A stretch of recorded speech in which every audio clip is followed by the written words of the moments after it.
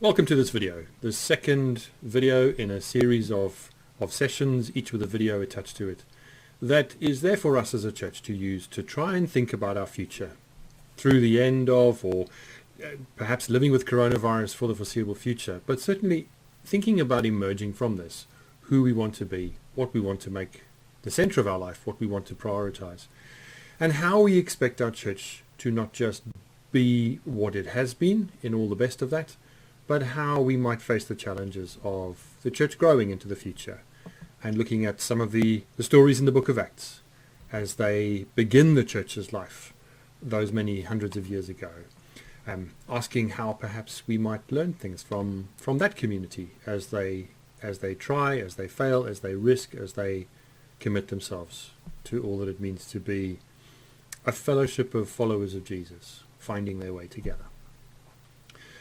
Today's session, the second of our sessions, as I've said already, is about Pentecost. And I'm grateful to those who've again taken part in preparing and sharing in the videos. You will see the same faces as last week. Liz, Keith, Jen and I will share about 15 minutes of conversation with you around some of the material that's been prepared. The story of Pentecost is compelling because it is about the birth of the early church in many ways. It is about the disciples finding their voice and about the way that they begin to build community in such a compelling way that others seem to flock, the way the story is told, flock to the early church to become part of this new community, in its radical generosity, in its outspoken vision, it would seem, for what God is doing in the world, in, through and beyond the person of Jesus Christ alive in their midst. And it asks us questions about our confidence, asks us questions about evangelism, which is a difficult word for many of us to try and think about in ways that aren't intimidating. So I hope you enjoy this video, and it is there to accompany the written material, which is also available in the same place that you found this video on the church's website, or perhaps has been handed to you as part of a small group's life. So I'm going to dive right in, and Jen and Keith and Liz are going to join me in a video recorded a little while ago for session 2.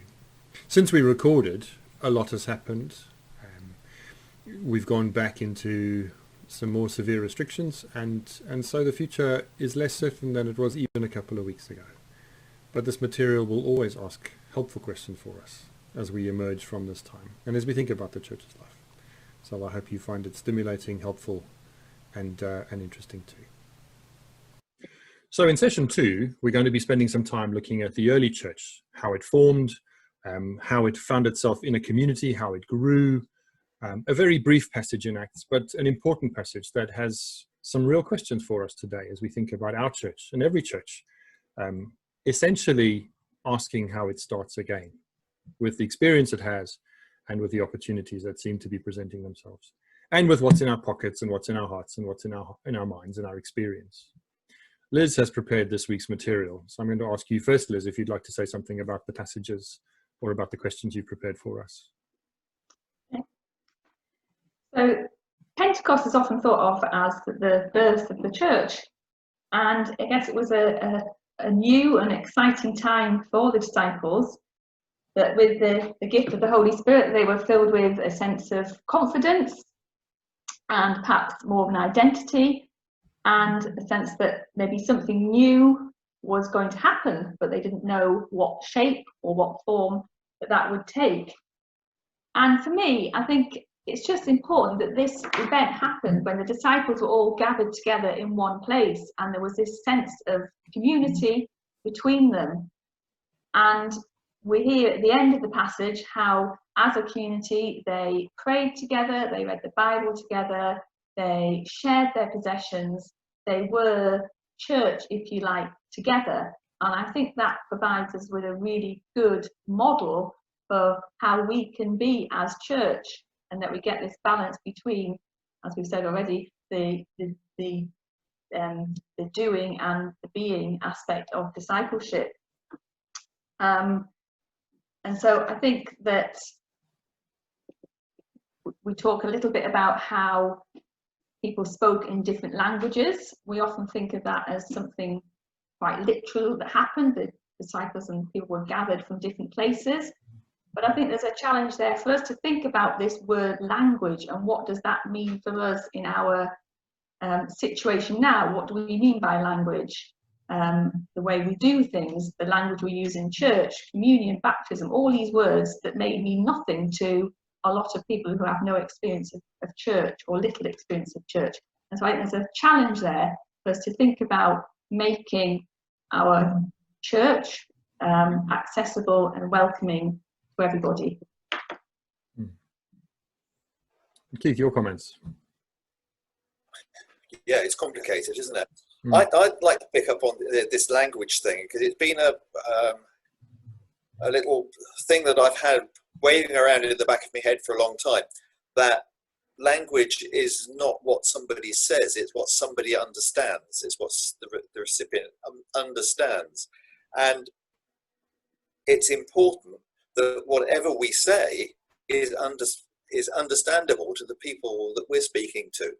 So that means that somebody who has no concept of what church means, what all these long words which Liz just went through actually means, then it's not part of our vocabulary necessarily when we talk to them. We need to listen to what people say and use their vocabulary, modified to a certain extent perhaps, to give them a vision of what church is. And the other thing is, I wonder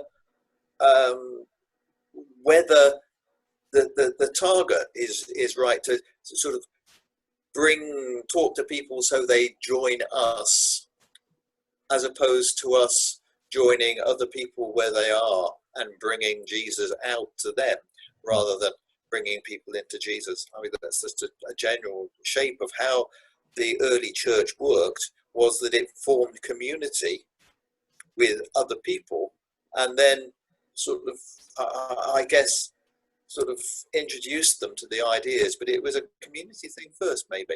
I don't know. Discuss. So.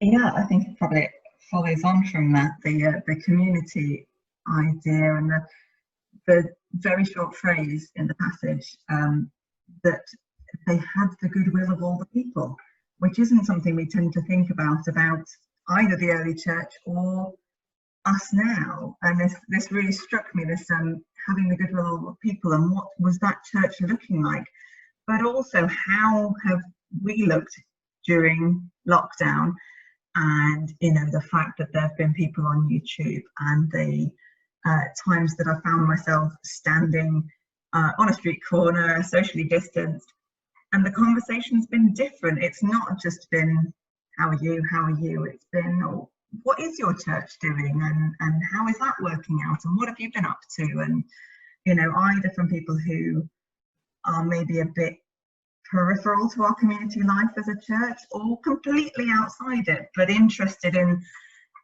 knowing, because lockdowns put us all in strange places. And so now, what is the church up to has been more of an open question, I feel. I think one of the things we forget in the story, or we perhaps just assume, is that the disciples beyond Pentecost had lost their sense of vulnerability or lack of confidence. And through all of this emerging early church, they must have been just as unsure of themselves as they were. Maybe more sure of the reality of God in their lives, but in terms of their own growing and their own becoming. They also, we also need to read this passage through the lens of not being too romantic about it. When York North and South circuits joined together, I remember a number of people in the meetings making the decisions to do that said, well, of course, with more of us, there'll be more resources. And the fact was that we were just joining two circuits together who had the resources they had before, and they would just be together with the same amount of resource as had been there before. One of the great challenges, I think, of this passage is to take seriously the fact of this community experiencing scarcity, of them choosing radical generosity, of them making deliberate choices that were faith decisions, faith choices, in spite of how they must have often felt.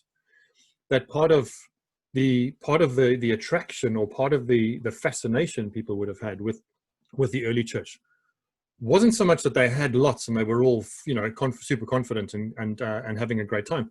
but that people saw them making compelling decisions about what they did with the little or the lot that they had, the deliberate decisions they made to express faith in their building of community, is part of the challenge for us today, I think, because we've had language of austerity for a long time. We've had language of scarcity. We've had language of outsiders, again, powerfully with refugees and migrants just in these last few days, and in a pattern that will repeat itself.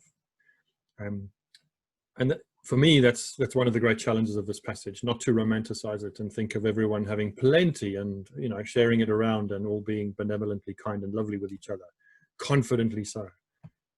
But the shared vulnerability of the choice to have faith and express faith and live faith is I think, food for thought for us as we think about this time and what comes after. So one of the questions then obviously is about that sort of dirty word in the church, which is evangelism, which not many of us find very comfortable. My first superintendent minister, when I was a probationer, when he used to meet with me to do my kind of reviews, would always ask me the question, so Rory, when have you been hanging out with heathens in the last while? And it was a kind of joking question in his phrasing of it, but he used to say to me, just spending too much time with church people isn't good for you or for them.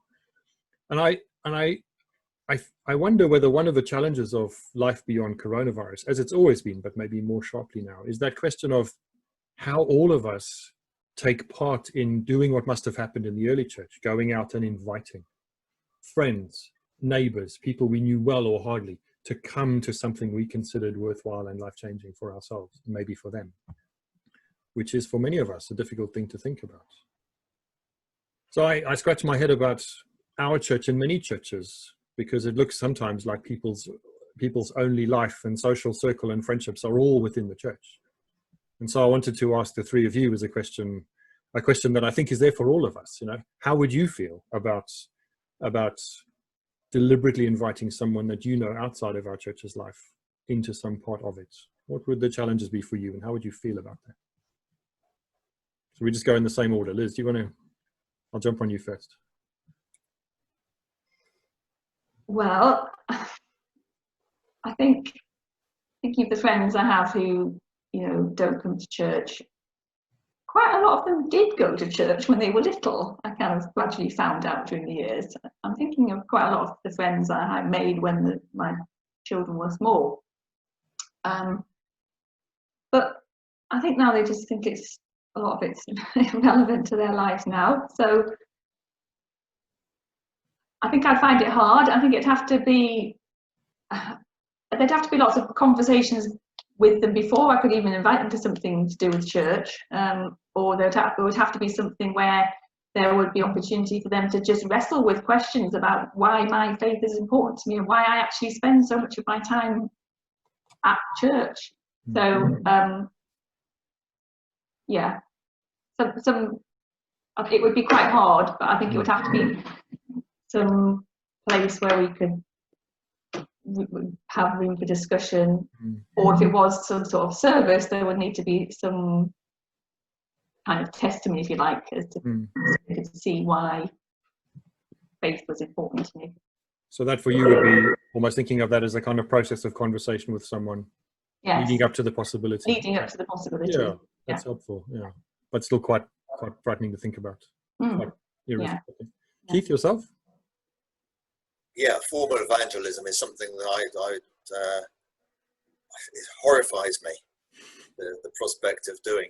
It just struck me that the early church, as we've looked at it there, was not a building-based organisation in the way that we think of church today.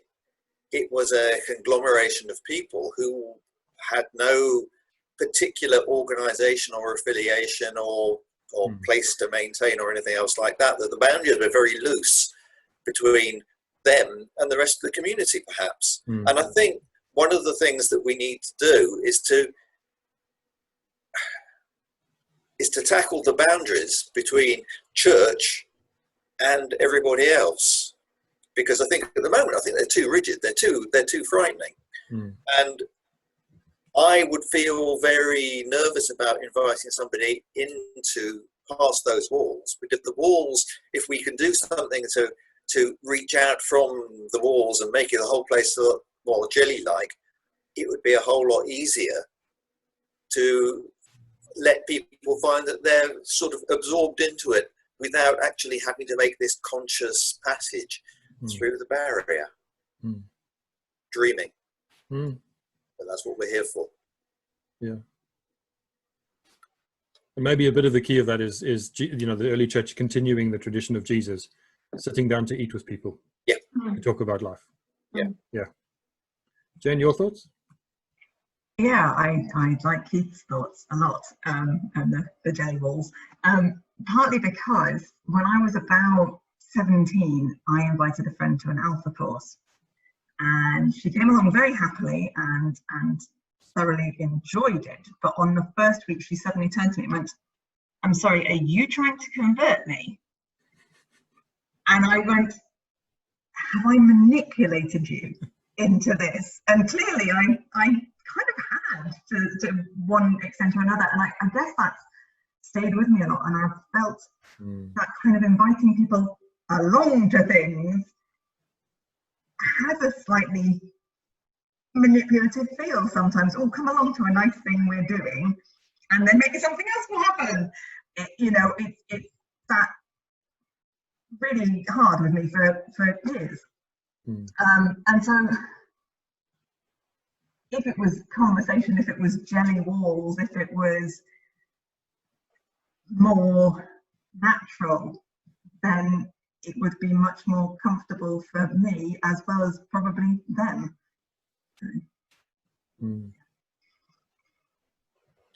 I guess it's a bit easier for me because I can say I'm the minister, and you know, if you come along, at least you know me, so you know more or less what you're going to get. But I come back to to my own point about the way my own life is filled, and so much of it is filled with church and with people from church that I don't have a rich and wide friendship circle locally or easily available to me.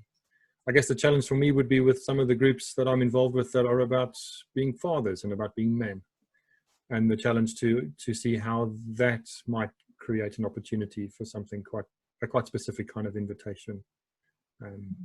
But it is, and I'm very grateful to the three of you for being willing to wrestle with a very difficult question, but I think a question that is going to be at the center of our church's future in some ways, and always will be, how we together share the task of sharing the good news, and not just perhaps thinking the early church sort of said, "Come along and stand across the road and look at us and see what you think, and then maybe come across the road if you feel like it." It must have been much more proactive than that. So thank you.